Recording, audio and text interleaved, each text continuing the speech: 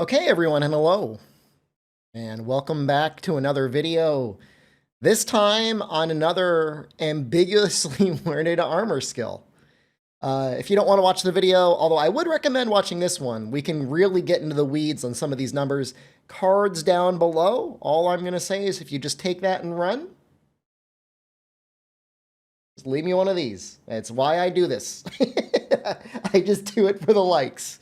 Okay, Burst. What a hell of an armor skill description. Continuously landing hits gradually increases attack and elemental attack. Amount increase depends on weapon.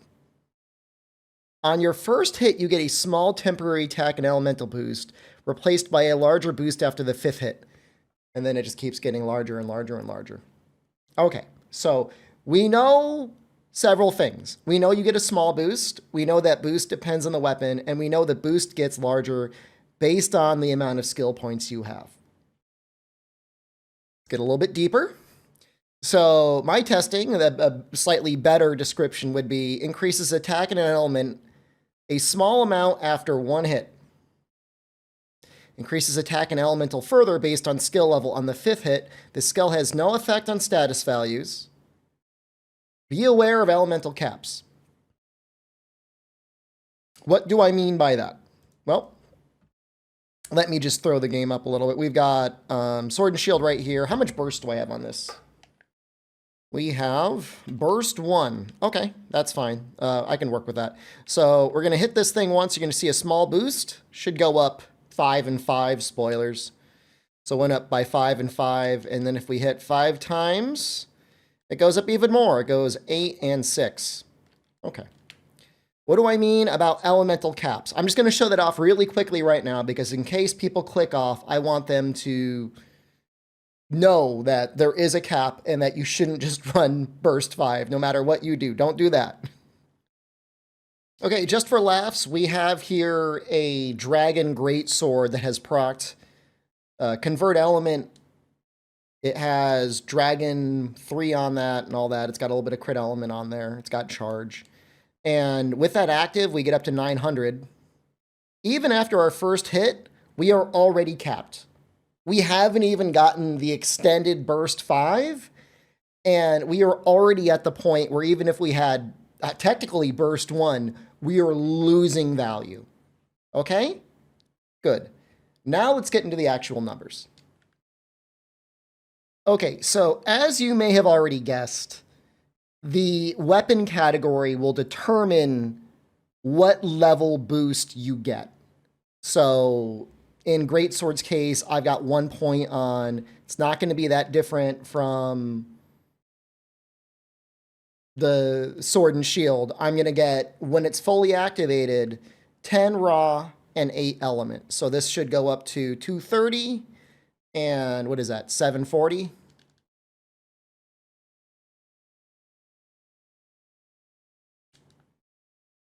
$230 and 740.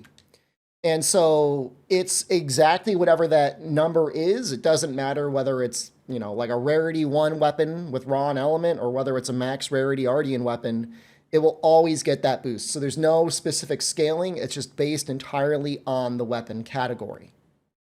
So I think what might be immediately obvious by just looking at the numbers is that your first point is the most valuable. And to kind of help clarify what amount of burst you should go for with each weapon, I have prepared more graphs. So there's 2 graphs. The marginal return on burst is beyond the first point. How much is each additional point giving relative to the level before? And then this other return on burst point value is to say, how many points of element and raw are you getting for the number of points you're investing? Because we're not in a vacuum. For every point of burst, you could have had a point of agitator, or you could have had a point of latent power. There's really not many other good skills that are level 3. But you could be running out maxed agitator, and you might even have room to be fitting in some latent power. And so what we can see is easily, and this is across the board, your first point is always the most valuable. Interesting for Greatsword and Hunting Horn, if you are trying to build more element and you're not running into that elemental cap, points 4 and 5 do add increasing amounts of element. Like there's kind of increasing returns to scale there. In general, your relative investment value is going down in raw. But if you are trying to do some sort of like an elemental hunting horn build, I don't know that you want to do too much of an elemental greatsword build. But I mean, elemental hunting horn, I feel like that's worth exploring. Getting up to chain 5 could be okay. And I guess what I'll say now, and I will definitely repeat myself, chain is there as a way to increase your elemental damage where we don't really have many other armor skill options. There's Coalescence, but when you're talking about like level 3 deco slots, you probably want to get something with level 3 deco value. Agitator is only going to be giving you attack and affinity. Latent power is only getting you stamina and affinity. If you don't need more affinity, if you already have plenty of affinity from whatever else you're building, you might want to consider building a little bit more into burst, especially if you're taking full advantage of keeping latent power up 100% of the time now, which I'm not saying you should, but say you're using either like the Raydao arms or the Raydao legs, or, pretty soon there's going to be AT Raydao, who's probably going to have an even better latent power piece. There might be room. There might be room to fit it in there. Okay, so that's it for the rant on Greatsword and Hunting Horn. I'll just say specifically for Greatsword, and I'm going to get into this a little bit further, with Burst, you got to kind of be aware of, how much focus you have and how quickly you're attacking. Because if you take even a moment's break, Burst wears off after 3 seconds. So if you ever take a moment to heal, sheath, reposition, or anything with Greatsword, it can take a very long time to get yourself back into the full burst benefit. So for that reason alone, unless you get into the Ebony Oda set, which we're going to talk about soon, I would say 1 point is probably the most you'd want to run on Greatsword. Okay, so we have a whole mess of weapons that fit in the next category, and this was kind of interesting to test. All I'll say, and I cannot go through all of them, or at the very least, it would be a little bit of a waste of the time to go through every one in excruciating detail. It's a little surprising to see something like Hammer getting the same amount of a boost as like a longsword or a sword and shield. I don't know if maybe they were worried about Hammer being too strong, elementally speaking. I know the spinning bludgeon does quite a bit of element. But it's going to be the sort of thing where as you're going along, you want to be very careful as to the total elemental boost you're getting so you're not going over the level. So I didn't even test this. This is just the Raydao Sword and Shield with Bolt 1 in here. I'm going to hit the thing 5 times. We're just going to see if we're over. We are not. Okay, so barely. This thing has base 200 Thunder. It's something like 2x the elemental value appears to be the cap. It's right there. We're right up on there. And so let's pull up the charts and let's just take a look here, because there's a lot to dig into for every single weapon type. So little bit different than Greatsword and Hunting Horn, because we can see that as you go up the levels, you are starting to get increasing amounts of raw compared to element. Same general curve, or should I start over here? Same general curve for the return on the burst point value, where the first point is always going to be the most valuable. But burst is a funny skill on most of these weapons because your increased scaling is more so on raw than it is on element. Now, you're still getting element. Like I said, this is still one of the few level 3 skills that are really genuinely boosting your element. But it is funny how that works out. At level 5, 18 raw is not bad. And the nice thing is that all of these weapons, excluding maybe the hammer, Yeah, and also, you know what? Maybe the gun lance can be a little finicky. But then again, if you're shelling, it won't matter anyways. And we'll talk about gun lance later anyways. Most of these weapons are going to be able to stay up without too much of an issue. So I think if you already have a very high affinity weapon, affinity is not going to be an issue, and you're able to take advantage of the element, or you don't care about affinity at all. You only care about raw, like something like gun lance, or God help you if you're running like impact only charge blade, which I do not recommend. I am not recommending you do that. But if you're addicted to the SAD playstyle, that could be interesting. It could also be interesting on longsword only because, and I haven't tested it, so I don't know. There are people in the comments saying that they just like to run their longsword with raw. This is another good source of that. I mean, it's really not bad. Obviously, the first point is the best, but if you were able to get it up to burst 5, you know, I mean, it's different than agitator in that it's up as often as you're willing to keep it up. You know, if you're able to constantly keep up the aggression, once it's activated, you got 3 seconds. You just got to keep hitting them every 3 seconds and it doesn't go away. Whereas agitator, if once they're unenraged, you know, they fall asleep, they get exhausted, they just go out of enrage normally, they're a guardian monster and they fall out. You know, a little bit less value there. Interesting one. This feels pretty straightforward. Let's go to one that's maybe a little bit less straightforward. Okay, here's dual blades. We've got level 5. I'll just go ahead and get the 5 hits out just so you can see it up, you know, with max value on these water dual blades. I did not actually overcap the value, which is good. Overcapping is mostly going to be an issue of dragon with convert element. As long as you're not doing that combination and you're going for a weapon that is definitely built for a decent chunk of element, you should be okay. But this one's going to have a different curve. This one gets its own table, which I think it's a little funny. Kind of follows the trend of the previous one. Oddly enough, I mean, I think they're afraid of giving the weapon too much element.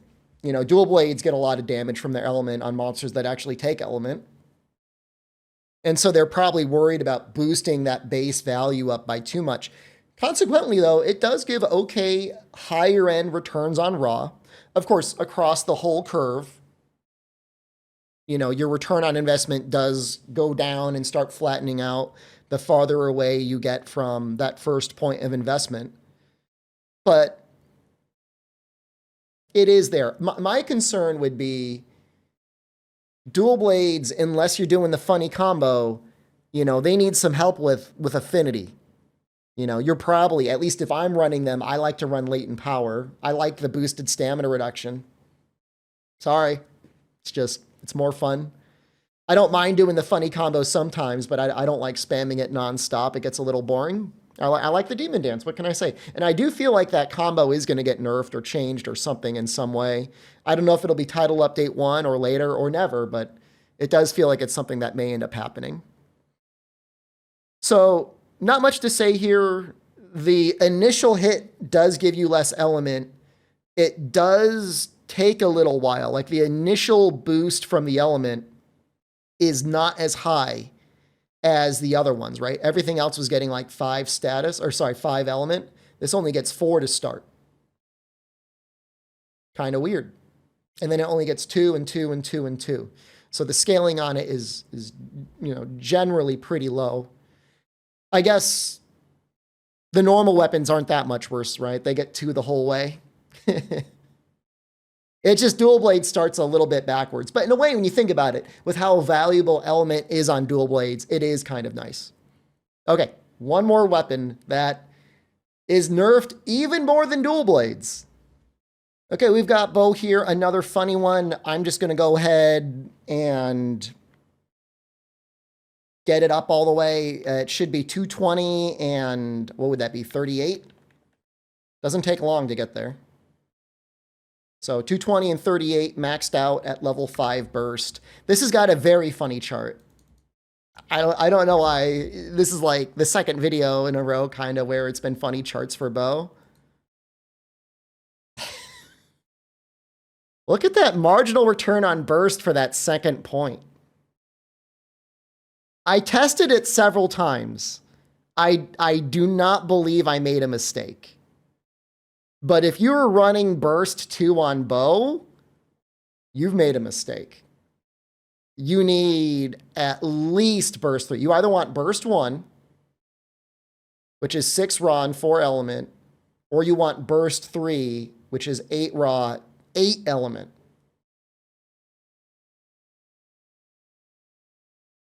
I can't explain to you why it's like that. It almost feels like somebody was updating a table and like they copy and pasted the element from level 2 into level 3. Maybe they thought it would be too powerful at level 2. If it was 2-1 and then level 3 was 2-1, maybe it would be too boring because it would be 2-1, 2-1, 2-1, 2-1.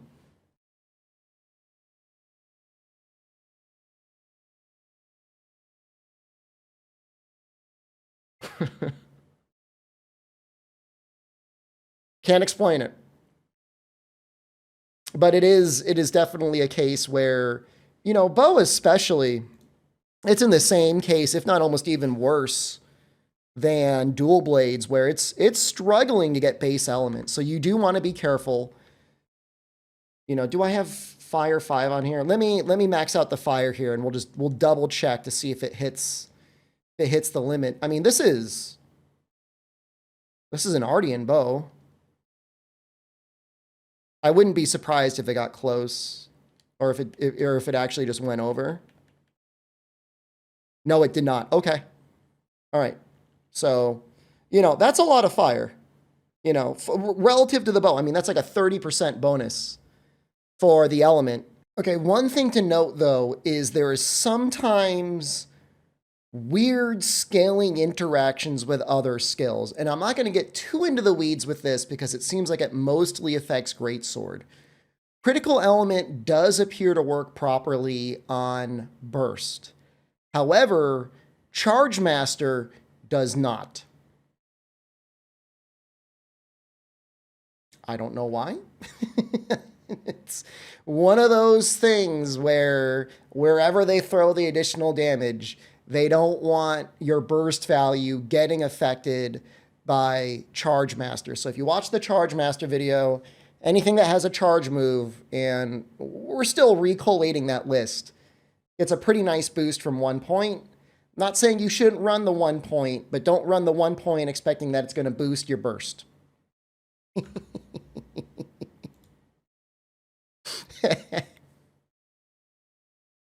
I like that phrase. Boost your burst. Okay, final topic. So I have here a set I would almost normally never recommend. Like in general, I would say you should probably only be using burst if you're also getting benefit from the element, because that's like half the value of burst. But I also said if you're not getting any real value out of the latent power, it could work on other sets. And this is a set that you could adapt as well. So we had a discussion on stream the other day about whether or not burst Gunlance would be worth using over the Gore Magala 4-piece. For my money, I still feel like you're going to get general better value out of the Gore Magala with the flexibility you have there. But I will say this set does come with 2 points of Divine Blessing, and you could pretty easily fit 2 points of earplugs. Not only that, if you were not using Gunlance and you're instead using something like not Gunlance, you could use Mighty Decos instead of the counter to get boosted there. And the reason why Ebony Odo is worth it at all is because of the set bonus. So the 2 point isn't that beneficial. The 2 point gives you an additional 3 raw to all levels. That includes the first hit. So on your very, very first hit, when you go in, this should be, what would it be? 15? This should go up to 258? Yeah. That's not bad. Really not bad. And then, of course, it'll go up all the way, you know, once once you actually activate the full burst ability, you know, it goes up to the max scaling. It's not terrible, you know? And again, specific to Gunlance, we're looking at Agitator. We're not getting that increased value from getting up to Agitator 5, but it's a linear return on the attack anyways. For things that follow Agitator all the time, the Guardian monsters, or just, you know, maybe you're in a multi-monster quest, you're going to be fighting things that are going in and out of Agitator a lot. It might be okay. Like I said, you could easily switch the counterattacks with Mighty. And the benefit is, and I don't really recommend using it with Greatsword, but if you were using it with Greatsword, you do get that benefit of making it so that instead of having just between 3 seconds to land a hit, that is increased up to 5 seconds. So not quite, but almost doubling the amount of time you have. So even without Focus 3 on here, we should be pretty easily able to keep our burst up the whole time. Now, of course, because we're also using the 4-piece Odo set anyways, our first point is going crazy. And, you know, that's also a funny way of looking at it, you know. It's a shame there's no real easy way to build this. I don't think there's a more efficient way to build this with less burst. Like at this point, once you're into burst 3, you may as well go out all the way for most weapon types, but it would be funny to get the 4-piece Odo bonus and just be using 1 point, so you're getting like plus 15 attack for free. Maybe later on they make it easier to put things on. But I think this is a reasonable alternative for Gunlance. Like I said, the ability to have earplugs 2 basically for free, or, I mean, honestly, I don't think it would be all that strange to even go for earplugs 5 if you wanted. You know, you're losing what, 1 point of Counter-Strike? Really not that big of a deal, you know? You can still keep up Counter-Strike 2 pretty easily. You know, it's the sort of thing, you know, if you really wanted to min-max the monster you're going up again, it's okay. Again, not 100% sure I'd recommend it, but if you're looking for more sets to build, more things to play around with, and especially as we're getting additional value with the upcoming title update, it's helpful to know how the skill works. Okay, I want to thank everybody. You made it to this far in the video. I can't believe I've been talking this long. I've been talking, by my recording, almost 30 minutes about burst, when I could pretty much just say what one random guy in chat the other day said: you should run 1 point or you should run 5 points. He was right. I kind of agree with that for the most part. For a bow, you could run 1 point or 3 points, I guess. But for the most part, it's 1 or nothing. Run 1 point. Throw 1 point in there. Treat yourself. Run element and run 1 point. Even without element, I still feel like it's worth running. 5 raw is just too good. 5 raw that is basically always there is really good. And then, of course, you know, when you're actually running the proper skill, it's way more than that. So hard to beat. Not sure how it's going to interact with the upcoming title update. Burst, bubbly dance meta. Mizu is a funny one.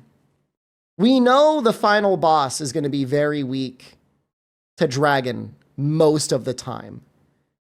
So it's probably going to be worth trying to figure out how to optimize your dragon damage in general. But even then, you probably want to run Convert Element. And if you're running Convert Element, if you run too much burst, you're going to hit the elemental cap. Ah! There's going to be a lot of testing, at least for me. I don't know about for you, but for me, it'll be a lot of testing leading up to that title update. Okay. Thank you all again so much for watching. I appreciate you. Goodbye.